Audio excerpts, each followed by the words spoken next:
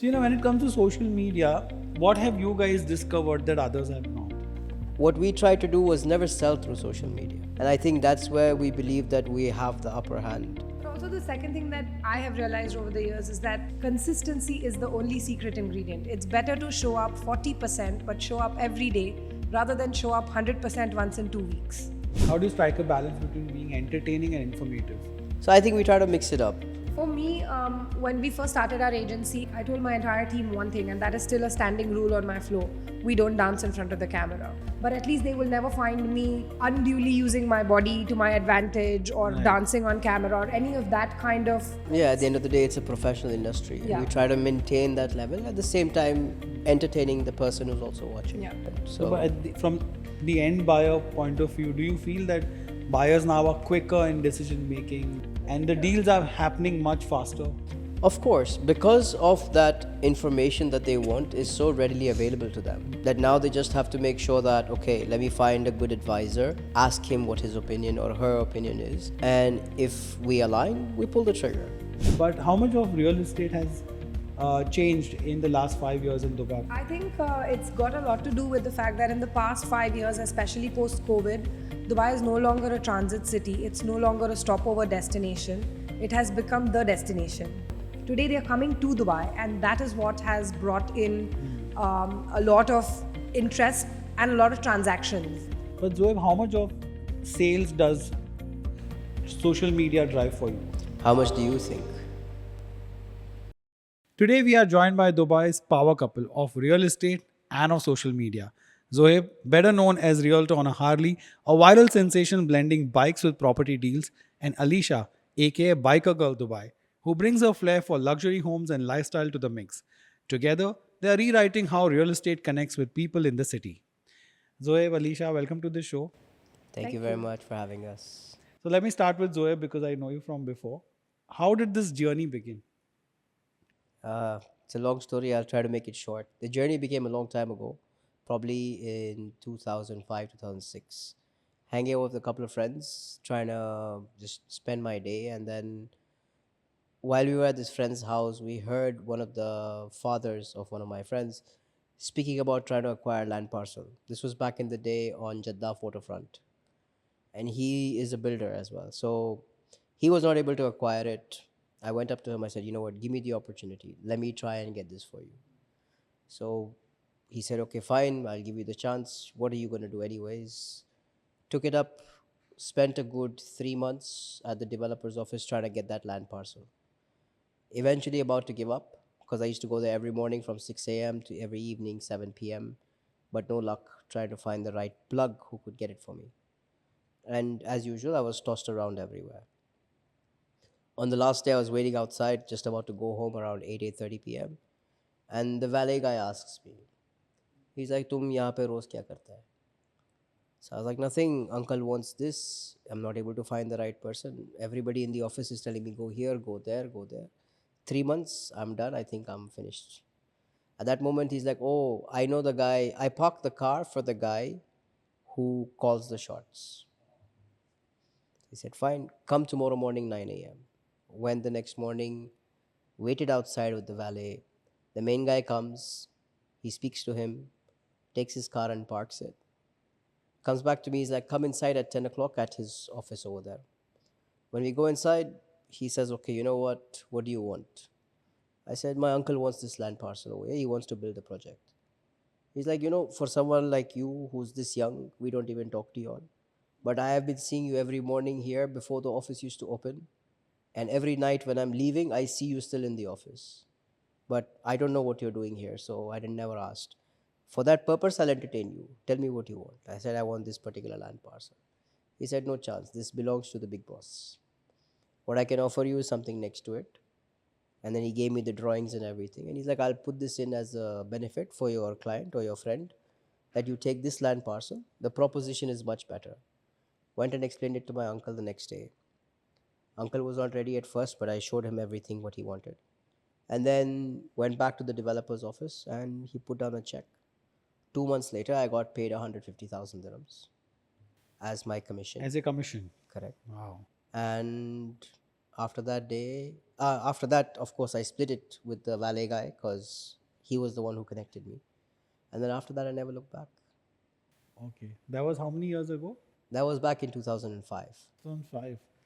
150,000 dirhams back in 2005 is a lot. Of money. Was It's a lot almost of as money good as even a today. million dirhams today. Was almost as good as a million dirhams today. Absolutely. Yeah. So that was Zoeb's story, Alisha. I'm sure yours is equally interesting. Actually, it's not that interesting, or it may be. I actually got into real estate by accident because I have a really good memory. So back in 2017, 2018, Zoeb decided that he was going to exclusively do off-plan real estate where he was going to help people build portfolios. And I was not doing real estate at that time. So he used to go out and, look at various projects in the market and so on and so forth, and come home and discuss them with me in the evening that, oh, there's this guy, there's this builder that's doing this project in this side of the city, and somebody else is doing something in that side of the city, and so on. And I used to just remember that for him. Then he would discuss client requirements and he would be like, there's this client and he wants this. So I'm thinking of pitching this XYZ project. And I'd be like, you know what, but you also told me ABC project. And that is also a similar price point. So do you think that would work? And that's how it kind of started, where I started finding out like various developers and various projects around the city. And then when he properly started doing content for social media, I started doing research for him for that content back in 2020, 2021. And that's how then I got into real estate with him. But what were you doing before that? And when did you meet him? So I actually studied to be a dentist. I worked as a dentist in India for 4 years before I got married. We got married in 2014, and that's when I moved to Dubai. Oh, okay. Yeah, so that's when I moved to Dubai. And then I did finance for a paper recycling company for 6 years before then eventually transitioning into real estate. All right. But, both of you have a biker connection, bike connection rather. You are realtor on a Harley. You are a biker girl. What's this about? So I have always ridden a bike since I was a child. I mean, I come from India, so it's very normal, very common. My brother first taught me how to ride a bike when I was like a geared bike when I was 14 years old. Actually, it's not that common for women even today in India to ride bikes. I mean, it's still like Yeah, unique. It is unique in this. I mean, I started riding a Vespa when I was maybe 10, 11 years old. Learned how to ride a geared bike at about 14, 15 years old. And then when I was in college, I was the first person in my friend group to get a car, whereas my guy friends all had bikes.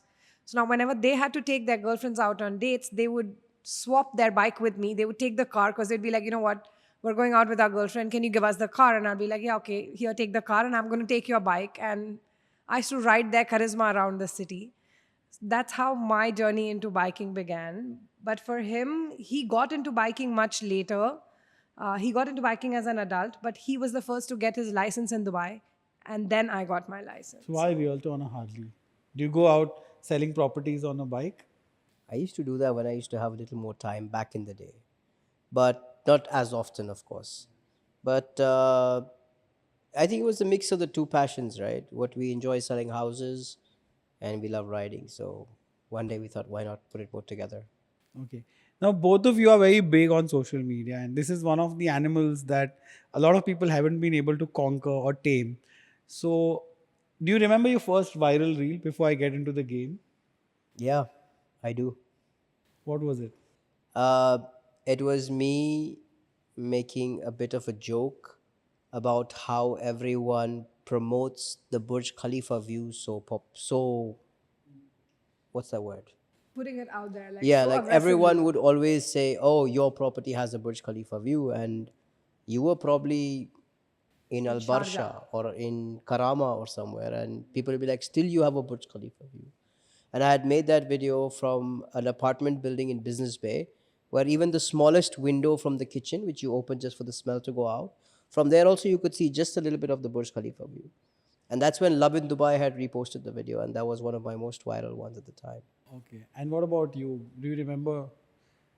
I think one of my most popular reels has been leaving my bag around the city and promoting how safe Dubai is. Because one of the reels that I did, I went to Dubai and I got onto an Abra ride, and I left my bag in the Gold Souk, like on the Gold Souk station, went on an Abra ride to the Bardubai Marine Transport Station, came back, and my bag was still there. With the camera pointing to it all the time. No. No, without the camera pointing to You it. just left it. I left it. For Her real. and her videographer left it. They hopped onto the Abra. For real, like. Yeah, for Yes, real. for real. Wow. real. Okay. So, when it comes to social media, what have you guys discovered that others have not? I'll start with Zoeb. What have I discovered in regards to what? Like, in terms of how to leverage it for your benefit. I think there is no science behind it or understanding how to leverage or make it work. We all know human beings buy with feelings, right? No one buys because when they are being sold to, or no one prefers to buy when you're being sold to. Even when you go shopping, you go with a friend. But the second the salesman approaches us, we move back and we say, no, let me look around, let me do my thing. What we tried to do was never sell through social media. And I think that's where we believe that we have the upper hand. And clients first become our friends, and then eventually the transactions come in. But also, the second thing that I have realized over the years is that the secret ingredient is that there is no secret ingredient. Consistency is the only secret ingredient. It's better to show up 40%, but show up every day rather than show up 100% once in 2 weeks. Consistency will open more doors, discipline will open more doors than excellent work ever will. But interesting, you are saying that, you show up 40% every day. That means you put out content every day and that's going to work. Do you also believe that? Because a lot of people believe in today's world that less is more. You don't have to really keep putting out videos every day. But if you do a quality video once in 15 days or once in a week also, it's fine. Everyone's content connects with people in different manners. I pump out 3 videos a day. Wow. And all three get traction? Not necessarily, but each video could hit a different person in a different manner. Where some might like me, some might not. Alisha does about a video in 2 days. No, Almost yeah, every day or almost every every second day. day. Yeah. But also it's different. I think it's different industry to industry. Like if you're promoting a lifestyle brand, or if you're making content for fun, okay, then that's a different thing. Then less is more, sure. But when you're promoting content for an industry like real estate, which anyway is something that, a lot of people don't like or traditionally mistrust real estate agents, then I think being consistent in your work and adding value every day proves to people that you are different as compared to everybody else. Okay. But Zoeb, how much of sales does social media drive for you? How much do you think? Maybe like 40% of your entire portfolio? You're right, 30 to 40%. Majority of it also comes from our network, our referral clients, our repeat buyers. And about 30 to 40% is what we target to get in business from the social media game. Okay. And what about you? Because you are into luxury market, so that's even harder to crack. Yeah, but it's also, at the end of the day, I was saying this earlier to you, right? We never do social media with the intention that I'm making a reel and that's supposed to go viral, or I'm making a reel and it's supposed to bring me leads. If you do it with that intention, then it's never coming. Most of the viral content that we do that actually genuinely brings people to us is content that we didn't plan for it in that manner. So yes, the percentage of people is smaller, maybe say 30%, 35% at max. But as long as it's genuine, I think people reach out. But do you guys genuinely enjoy, or is it fatigue? And is it overwhelming doing social media? I think we enjoy what I enjoy more is that I'm able to provide value. It is an avenue that doesn't cost anything for anyone to put out value, and I think that is lacking a lot in the market. And people who are watching at the end of the day are looking for something relatable or something that provides value to them. That is why they want to spend the time watching you on this feed. I think I mix it up in the sense that I do enjoy it a lot, but at the same time, on the days that I'm tired or overwhelmed or fatigued, I don't shoot. So every time I shoot like 4 or 5 or 6 videos, and I have videos in the bank. So on days that I'm overwhelmed and fatigued, I don't shoot on those days. Or if I shoot on those days, then I make sure that I'm actually showing my vulnerable side and saying that I had a really bad day today. And that's okay too. Like, that is what people want to see.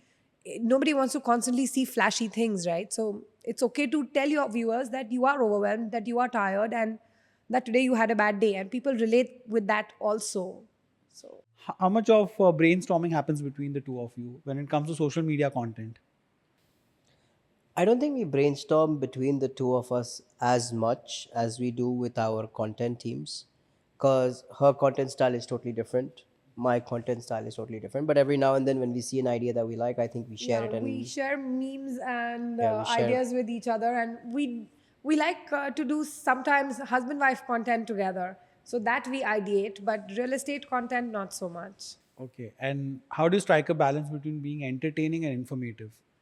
Or your focus is more on being informative rather than entertaining? What's the term they use? Valuetainment, Infotainment. infotainment. Yeah. So I think we try to mix it up. There's no balance as such. For me, when we first started our agency, I told my entire team one thing, and that is still a standing rule on my floor: we don't dance in front of the camera. We don't do all this. Gimmicks. We don't do gimmicks. We do make funny videos because humor is good, but we don't make. You don't go crass or No, we're you do never cringe crass. content. We don't. I mean, look, the definition of cringe is different for different people. So I will not say that. Maybe somebody might find my content cringe, and that's fine. But at least they will never find me unduly using my body to my advantage or dancing on camera or any of that kind of low level, like not falling below our own standards. Correct, Like yeah. Something- we uphold our standards. Yeah, at the end of the day, it's a professional industry. Yeah. We try to maintain that level at the same time entertaining the person who's also watching. Yeah.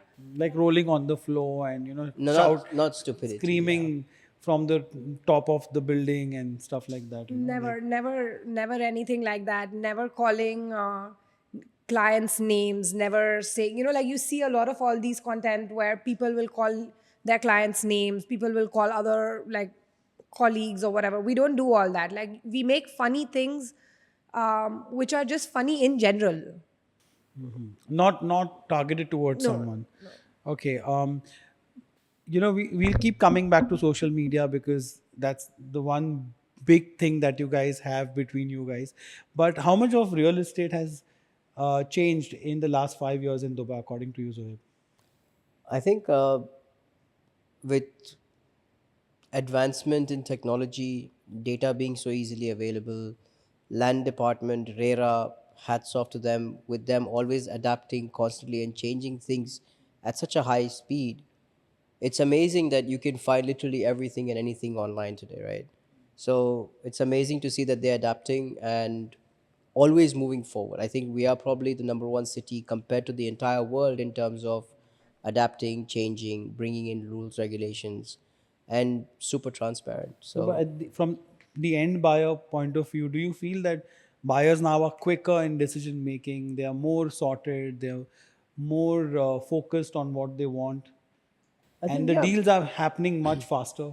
of course, because of that information that they want is so readily available to them, that now they just have to make sure that, okay, let me find a good advisor, ask him what his opinion or her opinion is, and if we align, we pull the trigger.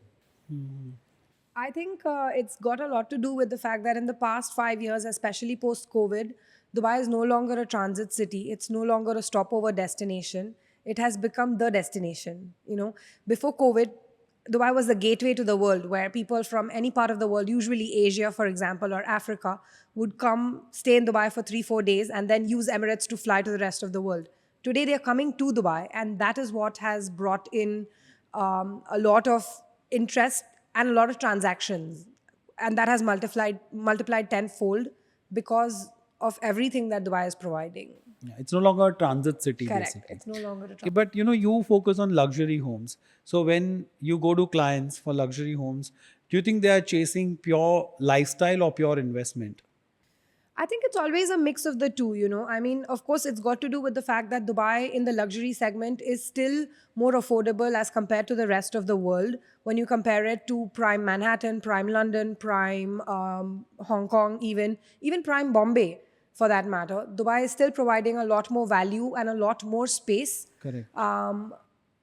So that is one part of it. From the investment part of it, every purchase, and we say this to all of our clients, whether you're buying a family home or you're buying something just as an investment property, every time money goes out of your pocket, it's still an investment and you should treat it as such. So So between the two of you, which are the neighborhoods right now, if I were to say that we should bet on? Like maybe you could name three or five, and then you could name. 3 or 5 would be sounding like I'm selling. But I like the area very close to Al Maktoum. And I also am a fan of Science Park, which is very close to Dubai Hills. I would say that within the townhouse and villa community spaces, I like things that are on either Emirates Road or Dubai Lane Road, specifically because both are very well connected within the city today.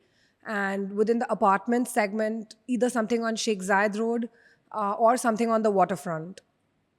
So, Since you deal with luxury products again, what's the most jaw-dropping luxury feature that you've seen so far in a Dubai home?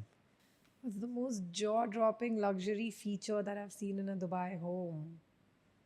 You can also, if you remember something, you can also add in. I once walked into a mansion on Emirates Hills, which I have a video of it on my YouTube as well. And we called it the 24 karat gold villa. Everywhere I went in that house, there was actual gold plated items. From the wall, there was a statue of a man coming out with his hand like that. There was a massive safe in his living room. His bar had onyx with a pop up display for the bottles of booze and stuff. I mean, there was onyx everywhere and there was gold everywhere. You can still find it on my YouTube. One of the highest played videos ever. I don't think you can. No, I don't trump think I can that. top that. I definitely don't think I can top that. Gold everywhere. Yeah, like having lived in the villa and all that is so passe. Like, Yeah, yeah. Yeah, absolutely. But when you talk to international clients and you also talk to international clients, how do they view Dubai? Do they view Dubai as more of a glamorous purchase or a practical purchase? Sorry, I just want to. I think for you would have been that piano which played by Oh yeah, itself that piano that played by at the itself, penthouse in Blue in Waters. Blue Waters. Yeah. So it was a really cool piano at a penthouse in Blue Waters, and it was like a nice grand piano, and it played itself. You could select whatever music you wanted, and it would play You'd any of actually that see music. the keys Yeah, being you could- pressed. Yeah. So it wasn't Do you have just a video music. of that? Yes, I do. It's on my. It's on my feed. on your Instagram. Yeah. Yeah. Yeah. Okay. Yeah, but still, I would go with gold. Yeah, the that gold was, plated that was everything. flamboyant. That was extremely Dubai. The gold-plated hand coming out of the wall. Yeah. With a man's statue, like half of it sticking out of the wall. It was ridiculous. I can picture it. Yeah, and can only be in Emirates Hills. It Yeah. can only be in Emirates. All right. So when international clients view Dubai, do they see it as more of a glamorous purchase or a practical purchase? Honestly, that depends where the client is coming from. So, for instance, back in the day, if I say from India, only tier 1 cities of India were hyper exposed to Dubai. But today you see that even tier 2 and tier 3 cities of India are now exposed to Dubai. So when you see a buyer from those cities coming to Dubai, they view Dubai as a glamorous purchase. Versus when you look at somebody that is coming from the West, somebody that is coming from London or New York or San Francisco, for them it's a more practical purchase because they have seen stuff back home. Okay, I'm going to dive a little bit into the Dubai's real estate market, its present and the future. There's a lot of talk about correction. There's a lot of talk about market going down and stuff like that. You know how jitne muh utni baatein is Correct. what it really is. What is your genuine take on it? And don't be diplomatic, please. No, I don't think there's a reason. There's a need to be diplomatic here. It's not because I sell the product.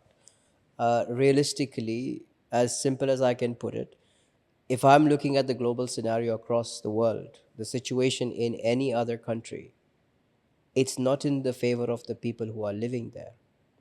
You take India, you take Pakistan, any of the Asian countries, Bangladesh, Sri Lanka, you go to the West, you have US, you go to Europe side, you go to Africa, you go any part of the world.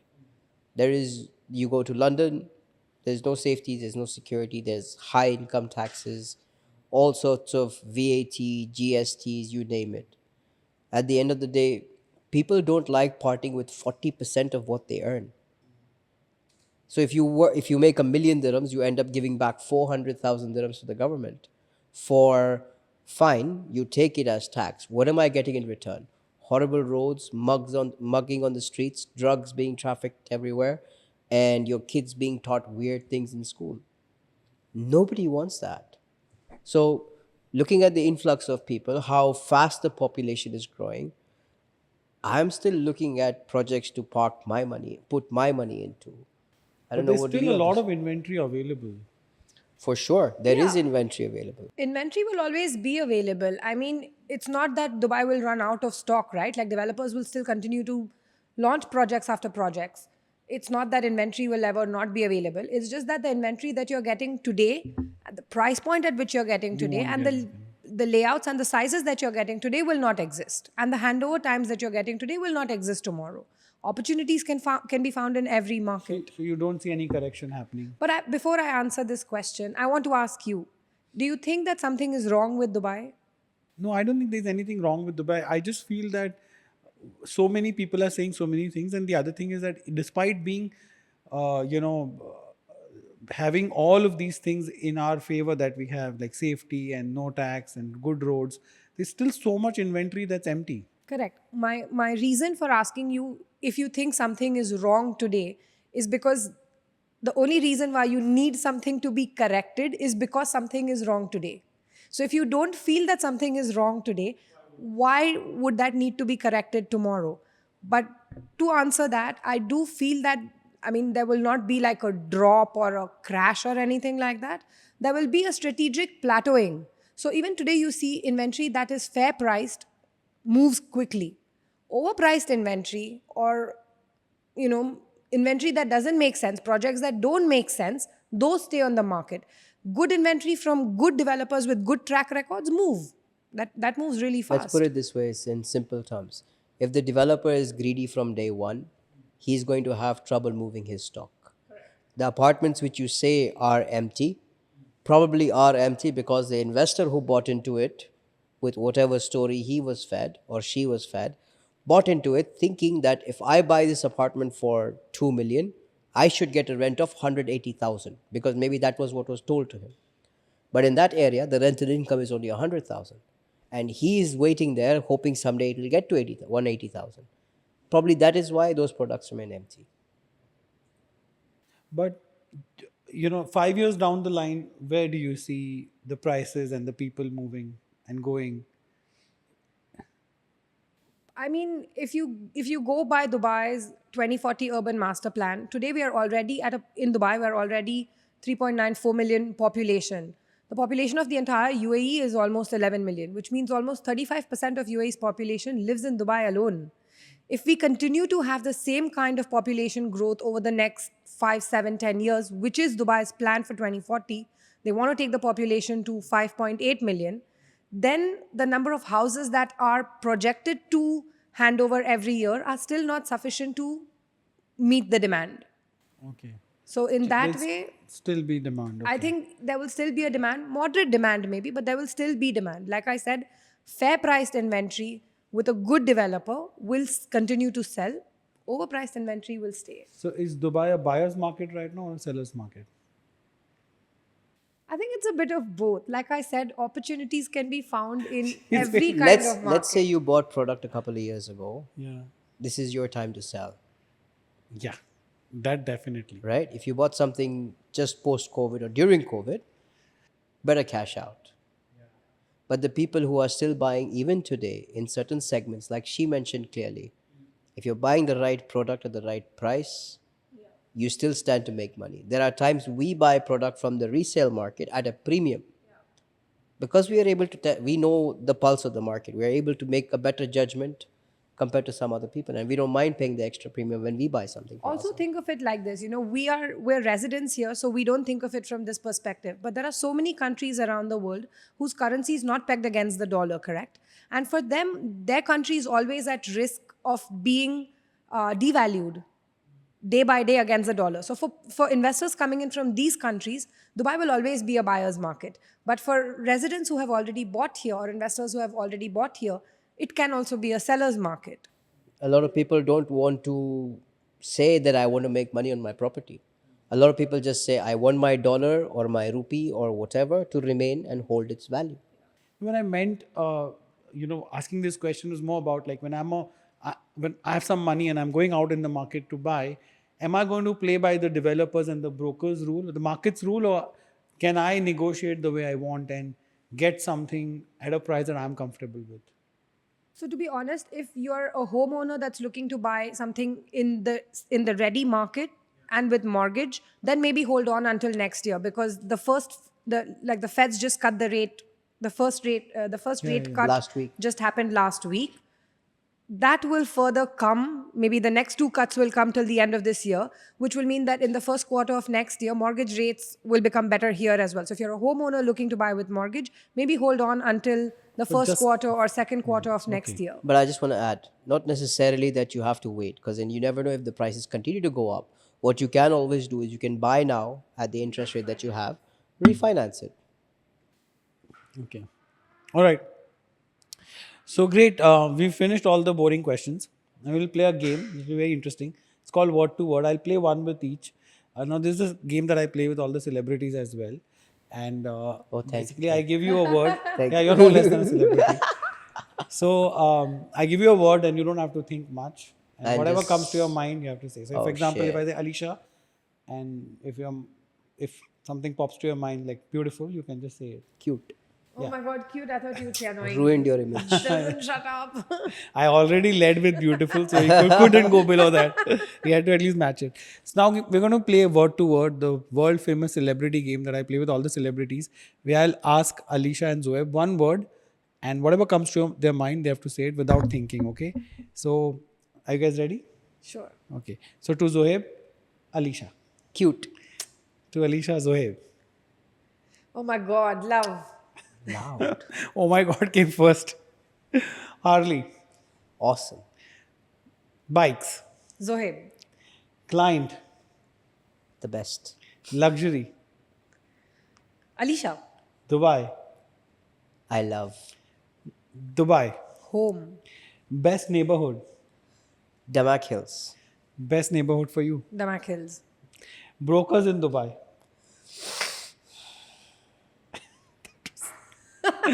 No words. He has no words for brokers मैंने in बोल Dubai. दिया. That's your answer? Deep breath. Brokers in Dubai for you. Should be ethical. Okay.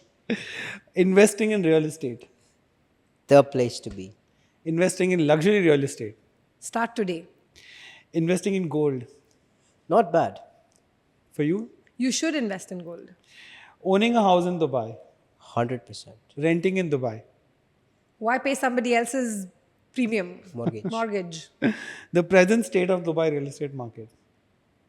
Could get better. Future of real estate in Dubai. Bright. Closing deal. Easy. For you. Also easy. What's hard then? Hardest part of real estate selling. I don't know. Finding the right unit for the client. Oh, yes. Getting the right product I for the thought buyer. getting the check would be the hardest. No. Getting the check is easy. Delivering on the Delivering on the promise. promises. Okay. Now we're going to play this or that. Means you have two choices. You have to pick one. Okay. Bikes or luxury cars. Luxury cars. Bikes or luxury cars. Bikes. Penthouse or villa. Penthouse. Villa. Downtown skyline view or Palm Jumeirah beachfront. Beachfront. Burj Khalifa view. Downtown skyline. Dream client, a celebrity or a billionaire investor. Billionaire investor. Whoever has money. Open house or virtual tour. Open house. Virtual tour. Wow. Why? Why so? Because most of our clients anyway are international. So what we normally do is virtual tours. We don't do many open And houses. do you want to give us any secret about how open houses are done in Dubai? I think open houses in Dubai are very passé. They're very yesterday. No open secrets about open houses. If you're going to have an open house at a sales gallery, then that's not an open house. Open house is done in a house where clients who have interest in that kind of product come to see. Dubai Open House is a Dubai Open House. Okay. Closing a deal or posting a viral reel? Closing a deal. Closing a deal. Desert trip or a coastal ride? Coastal ride. Desert trip. You are literally the opposites. Huh? Marina apartment or Emirates Hills mansion? Marina Penthouse. Emirates Hills Mansion. I knew it. London or Dubai, more lucrative property market? You tell me. Of Dubai. course, Dubai, bro. Dubai. New York or Dubai? Dubai. Dubai. Mumbai or Dubai? Dubai. Dubai. Okay. It's Dubai all the way. Thank you so much. This was fun. Thank you very much. I appreciate, bro. Thank It's you. awesome. Thank you very much. It's really nice. Yeah, it's cool.